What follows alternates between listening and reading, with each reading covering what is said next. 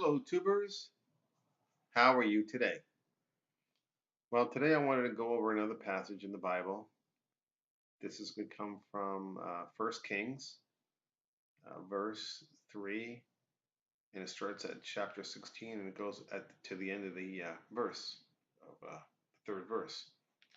So I'm going to play this little tool here. This is coming from BibleStudyTools.com, and they have a reader here, so I like to use the reader. It sounds better, and it's a lot more eloquent. So here we go. Then came there two women that were harlots unto the king, and stood before him. And the one woman said, O my lord, I and this woman dwell in one house, and I was delivered of a child with her in the house. And it came to pass, the third day after that I was delivered, that this woman was delivered also, and we were together. There was no stranger with us in the house, save we two in the house. And this woman's child died in the night, because she overlaid it. And she arose at midnight, and took my son from beside me while thine handmaid slept, and laid it in her bosom, and laid her dead child in my bosom. And when I rose in the morning to give my child suck, behold, it was dead. But when I had considered it in the morning, behold, it was not my son which I did bear. And the other woman said, Nay, but the living is my son, and the dead is thy son. And this said, No, but the dead is thy son, and the living is my son. Thus they spake before the king. Then said the king, The one saith, This is my son that liveth, and thy son is the dead.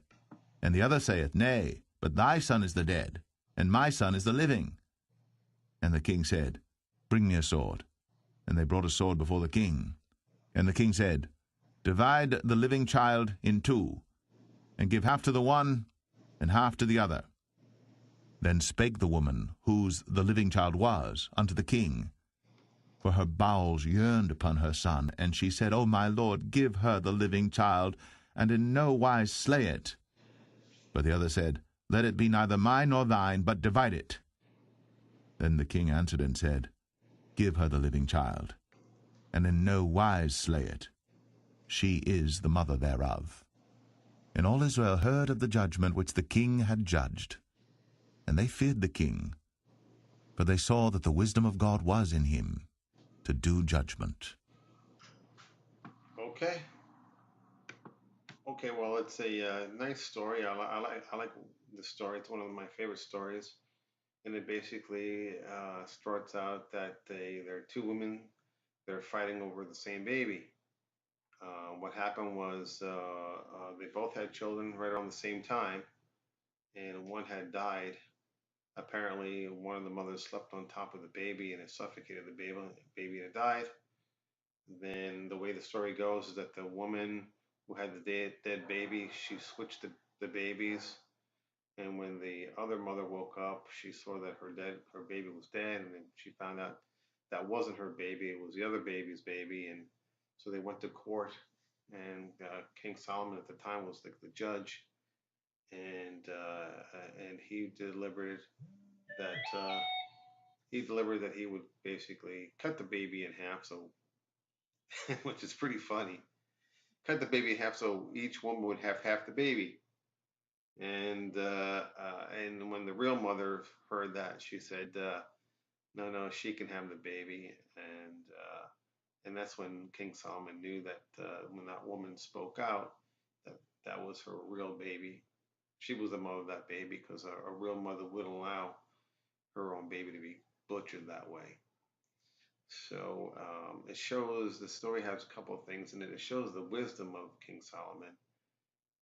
King Solomon had wished for um, wisdom from God, and God granted that wisdom. And this is an occurrence or an instance of his wisdom. And but I think this also has a another context or something else, a meaning to it, because really this is to me a fight between good and evil. The good person was the mother, the real mother who had bore the child and which the baby didn't die, and then the evil was the woman that who had accidentally killed her own baby and still wanted a baby, so she kind of took what was not hers. So you have this this dichotomy of good versus evil. And you had two people fighting over the same baby, and it was he said, she said type of a thing. So there was really no evidence other than those two women's words. And you know, unfortunately, uh, King Solomon had the wisdom to propose cutting the baby in half and basically forcing out the truth, which was totally intelligent and showed his wisdom. Um, but what I really wanted to mention was that you have this dichotomy between good and evil, and you had a woman who was willing to forego her child so that her child would not die. So she was willing to relinquish her child for fear of death, for his death. So that shows the love of the mother, that she's willing to sacrifice her love so that her child could keep living on and not die. And that kind of reminds me about God, so that we can live on, so we can have that connection to heaven, so we can go to heaven when we pass on. And that shows the love that our parents have for us, our Heavenly Mother and God the Father. And I just believe that this particular passage really shows the love that parents have for people, their children, and that they'll do anything, they'll sacrifice everything for their children. And that's what God does for us, and that's what the Holy Mother does for us. They're trying to do the best they can for us. We are their children, and we need to keep that in our mind, that we have heavenly parents that worry about us and have our best interests in mind, and that not to forget about that love, because that love is still there and it's always there. And and there's of course our parents, our heavenly parents, are worried that we do go to hell. So there is that dichotomy that we have that go in our lives, that that worry of our heavenly mother, that the lost souls. And that's why I believe that we need to pray the rosary so we can get closer to our heavenly mother, and be more spiritual, so that we don't lose our souls to hell. Because hey, that baby could have been cut in half, or that mother could have relinquished that baby to the other person, and that wouldn't have been right. That would have been, evil would have won at that point, because that woman was evil to suggest that that child was hers when she knew full well that her baby died. So these are the things I wanted to mention regarding this passage, that shows the amount of love that parents have for their children, and our heavenly parents are worried for us, and they want the best for us. They want us to have a fruitful life, and also that when we do pass on, that we will go and live with them for eternity.